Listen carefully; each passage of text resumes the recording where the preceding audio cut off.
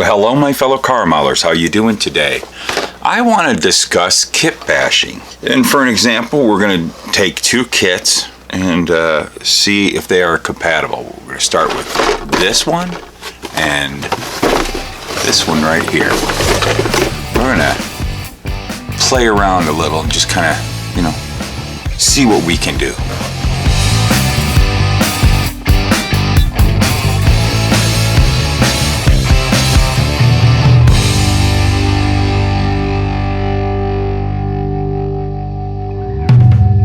So I was having a discussion on the Facebook groups this morning with a fellow modeler. I am so sorry. I'll tell you what. I honestly cannot pronounce your name. I don't want to destroy it, but I'll put you right there. It was a very, very good discussion we were having. And it just got me thinking that I think I should just make a quick video on this. This is something that for the 35, 40 years I've been building model cars is something that I've been doing when I want to create something that isn't in kit form. It takes a couple kits to do. And again, I hope I'm not destroying your name, but it was on the Model Car Guys YouTube. He pulled out this old Pro Stock Camaro, the rear Morrison Pro Stock Camaro, just talking about, from our last subject about the oldest kits in your collection. And this is one that's in his collection and he's gonna build it. Yeah, right on, build away, buddy. So with that, him and I got talking just because I happen to say that's one of my favorites. And the discussion went like this. Pyrie said, when I originally got this one, I didn't really think much about it, but now that I have really looked at it and the repop, like in your videos that you did of the kits, now I get it. I need to find at least two more and a 1/24 Regal body to make the Buddy Ingersoll Turbo Buick, which was a very interesting Pro Stock, and that can go down a whole nother road if you never knew about this car. Buddy Ingersoll was doing some amazing things with this car. And one thing that Pyrie kind of mentioned is that it's a possibility that he says that this is the car. He bought it from Warren Johnson, and it was originally Warren Johnson's 83 Hearst Olds Pro Stock that he used to run. Whether it is or isn't, that doesn't matter. It's still a great subject matter, how cool it is. And Pyrie, if you go down that road and build Buddy Ingersoll's turbocharged V6 Pro Stock, man, that is a cool one. Go for it. And I'm really hoping that this video is going to help you because we're going to kind of focus on the cars we're talking about. So he went on to ask me, since this was a 25th scale and the Pro Stock kits, and now I'm using this Pro Stock kit as an example. It's the same exact kit as the one that he has and all the other Camaro Pro Stock kits that came out. This is just one that I grabbed that was complete. This was their attempt back in the 80s, Monogram's attempt to do Pro Streets, and basically all they did was they tinted the glass, they made the chrome tree gold, and they went ahead and put license plates, decals on the decal sheet, and that made it into a Pro Street. Ha ha, but it's still the old Pro Stock Camaro. Nothing changed from back then. They eventually had other changes, but we're not going to get into that. If you want to see that, go check out this video right here. And that's something that Pyrie mentioned, is I did a comparison of the old kits and then when Revell repopped those kits about 10 years ago. This is like really probably the third version of this car, but untouched, really pretty much untouched. This is something, and then of course he wants to bash with this. Now, this is 24 scale, this is 25th scale, which was kind of a bummer for a lot of reasons, since Monogram's earlier Monte Carlo, the 80s Monte Carlo and the 80s Buicks were 24 scale. It's too bad that this wasn't done in 24 scale to match up with those for many different reasons. But I think that with what he wants to do, I am in the theory that we're not going to have a problem with scales. It's actually going to help us with this being 25th scale. So this is something that I do every time I get one of these kits. Let's go ahead and I'm going to take the body out. We just need the bodies, and I'm going to, let me set that off to the side. Let's get this mean and nasty Camaro. I love this boxer. I mean, it's got some memories from the 80s. And let me we'll even keep this chassis out. and we'll go like this. This is the first thing I do when I have chosen, lots of times, whether it's in stock cars, you know, NASCAR race cars, these pro stocks, any kits where you're wanting to take a certain chassis, a Pro Street chassis, say like the Chevelle, the AMT Chevelle's Pro Street is really popular. You want to bash it in with another kit. What I do is I like to take the bodies from the two kits that you're going to be combining. Here's the body you're wanting to use. Here's the body from the kit that you want to use the chassis from. And instead of trying to pop this chassis in and see if it fits and all this, here's a real neat thing to do. Let's just take a look and see what happens. This will show you right there. I'll go rocker panel to rocker panel and see where the wheel wells line up. And you can kind of see that the way the wheel wells are, we're still got a bigger wheelbase here, even at 25th. So this would probably be a better way to go, because the 24th, obviously, like the Buick Grand National, which I don't have one at hand, but I have a 24 scale Monte Carlo stock car here. You can see how big the difference is with the 24th, the 24th to 24th. So that'd be a lot of work to do. But this, if you're gonna go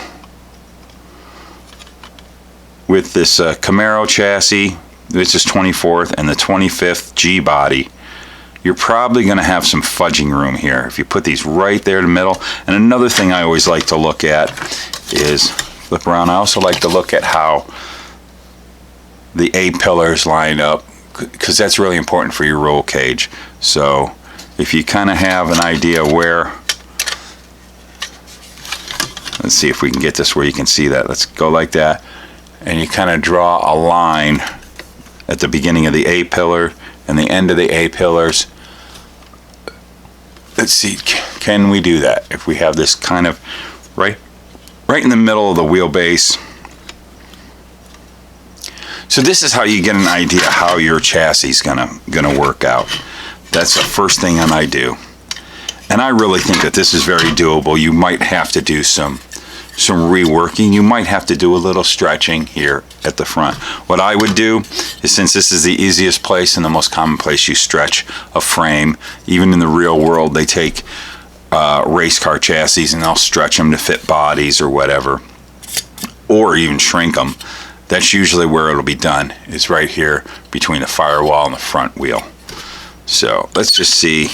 I always like to give this a little quick shot to see if the tubs work and all that. And you can see that this chassis is very feasible with a little bit of grinding up in those wheel wells. You can kind of see it's not quite going up all the way up there, but it would fit. You could do some grinding and get that to fit up in there really well. Probably on the top of those tubs, which, boy oh boy, I've done that a ton of times. So many model builders have used this chassis under so many different kits. And I have seen this chassis used underneath Monte Carlo, you know, the 24 scale Monte Carlo and such. And it can be done. You're watching the Lucas C channel on YouTube. Another thing that I do, I'll buy a built kit just for this reason. And I happen to have someone's build, I didn't build it, but I have a fully built one of those chassis, which I love to have these. I have a couple of NASCAR ones off the side. I also somewhere have the old Thunderbird Pro Stock buildup, which is a beautiful representation of a Don Hardy built Pro Stock race car, and I really like that chassis a lot. I don't have it on hand right now. Let's go ahead, and sometimes you have these to kind of do a test fit, which this might be challenging because it's not, because I haven't taken any of this out. It's hard to really try that out. But if you're really invested into this project and you've taken all that out and you have one of these that you bought at a swap meet, that's I always got to fix them because I beat the heck out of these. This is strictly a chassis for doing mock-ups. As a matter of fact, I always have this one body that just sits on this as it sits off to the side. This is the Monogram 70 Boss Mustang, and check this out. This is cool. This is going to give you guys some ideas. Anybody wanting to do a total race car like like they ran these in Pro Stock in the early days, or you want to do an old super gas car. You see there's a little bit of fudge in there at the wheel well, which you could stretch this wheel well out, and I think you'd be good. But this chassis fit, and I haven't done any grinding or anything because I like to see where I need to grind, so it's kind of stretching the body out. The roll cage isn't totally perfect in there, but that's where you see all the stuff that you have to do to modify the chassis when you have one of these mock-up chassis there for you, and you got yourself a really cool either Pro Street or Super Gas Mustang there to play with, which is something I want to do one of these days. I like to have assembled chassis to do this little test, so that is something to think about. So be on the lookout for built-ups of those different race cars. Gather those things up, or if you have some old built-ups of yours that are kind of gone into disarray and you don't really care about them much anymore, you're moving on to other projects, hold on to those chassis, try to keep them in good form and on with all 4 tires and everything, and it's great to see if you can make some compatibilities with different bodies. So I hope this helped you guys out. It was a great idea having a discussion with a fellow modeler on the Facebook groups. Just inspired me to just bring this into a video to show you guys, and I hope you enjoyed it. And so if you haven't, go check my Teespring store. I know that they're going to be calling it Spring here soon. Haven't really nailed down a logo, but right now I'll just call it Teespring. In the description below is the link to it, and I've got all my shirts and my mugs. Got to give that a plug right now. Got some cool stuff, and we do have a new mug, by the way. Let me show you this new mug. This is really cool. BG, you out there? Check this out. We have a Model Car Guys mug. What the heck, you know? I know that show is pretty popular. You guys like it, and heck, from that show, this whole idea spawned. This is where the discussion came from, was from that show and its Facebook group. And if you're not on that Facebook group, go check it out. It's a Model Car Guys on YouTube. If you haven't seen a Model Car Guys show, you really need to. You got to treat yourself. You'll laugh, you'll giggle, you'll cry, you'll call us idiots, but you'll love it. And yeah, we do a little bit of talking about model cars too. Check that out. And if you want to be a producer, go on over to my Patreon. You get special content over there, and you just get an opportunity to be a part of this channel. I talk to everyone very freely. All my producers, they have an opportunity to put in their opinions and put in their thoughts and ideas, and I tell you, I'm going to listen to them first because they are the producers, and well, they're paying me, so I gotta listen to them, because these guys, what great support. Every single one of them, they're all friends of mine, and I've made a point. Some of them I've met at shows, and it's just so fun when I meet up with one of my producers. They're such a big part of this channel, and if you want to be a part of that and be on the credit roll when you see at the end of these videos, come on over and join up. Thank you so much for watching. Go on out and have a great day. Go build some model cars. Why? Why? Why? Because they're fun. Here's the producers.